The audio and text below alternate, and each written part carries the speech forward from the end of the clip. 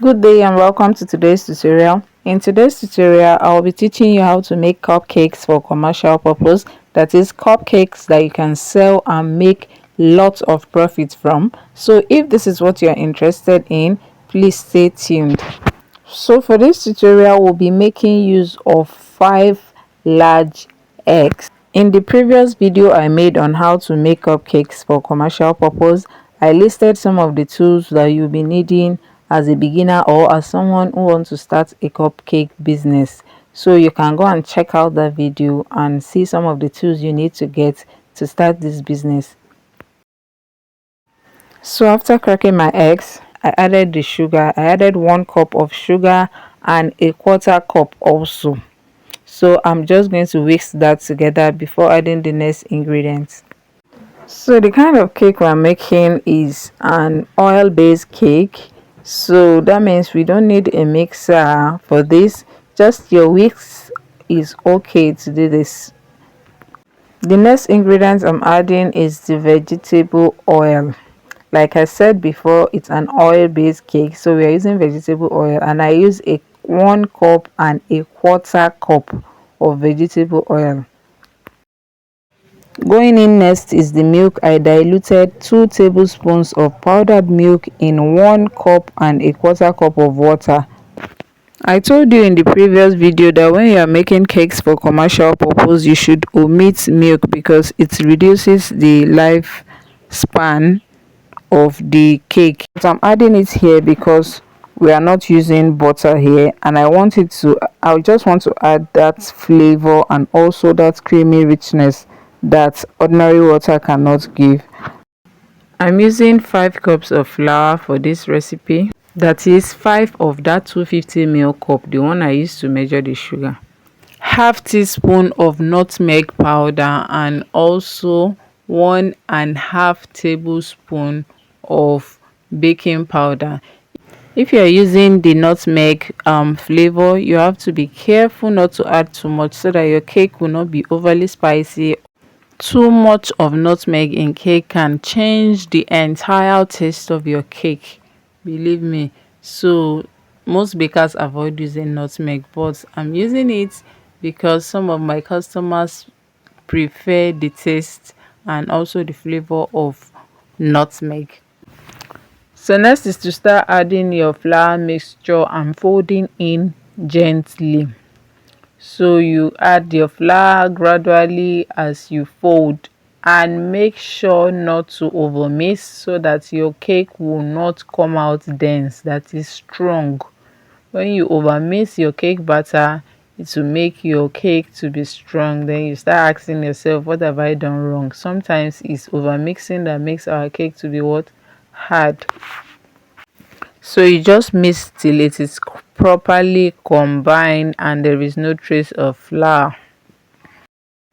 If you notice at the beginning of this video when I was cracking my egg, you notice that I cracked the egg one after the other in a bowl before turning into the mixing bowl, right? Yes, that was because I learned the hard way. Sometimes your egg might be bad and you might not know until you crack it. And if you're cracking all in one bowl, it will just ruin the others. So it's better to crack in separate bowls before using.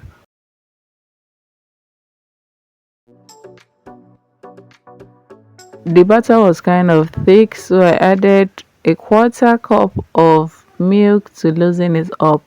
And this does not affect the recipe in any way. And since it's for commercial purpose, if you are making in bulk, that is large quantity, it is always advisable for you to add preservative or store in the fridge or freezer. But if you don't have a fridge, it is advisable to add preservative depending on your production. If you are producing in small quantity that you can sell out in a day or two, then you can skip it. If not, add preservative because this cake cannot stay for more than 3 days without going bad, especially with the milk in it. I did not add preservative in mind because this production will not even last for 2 days. And if I don't sell out in 1 day, I store it in the fridge and reheat it in the oven the next day. That way your cake remains fresh always. So I've gone ahead to prep my pan. I greased my pan with vegetable oil and also sprinkled little quantity of flour in them. That way my cake comes out of the pan very easy. You can see I'm not using a cupcake liner. That one is an extra cost. So since I'm packaging in the lid afterwards, there is no need for a cupcake liner. I baked this cake for 40 minutes, and I think that was because of the level of my gas, because my gas got finished immediately after I finished baking, because normally I usually bake my cupcakes for 30 minutes, sometimes 25 minutes. So yours might take less than 40 minutes or even more than 40 minutes depending on the strength of your oven. So I'm done putting the butter in the pan, and I got 30 cupcakes all together. So the next is to take to our already preheated oven. I turned my oven on even before I started mixing. So after 40 minutes of baking, this is the outcome. It came out fluffy and beautiful. So I think this is the point where you need to sit down, do your costing, and decide how much you want to sell these beautiful cupcakes. If at this moment you still not like this video, I think this is the time to do so. Also support my channel by subscribing to it and also turn on your notification so that whenever I upload a new video you'll be notified. Thank you for watching. So you can see how soft and fluffy the cake came out, and this one right here is the smallest of them all.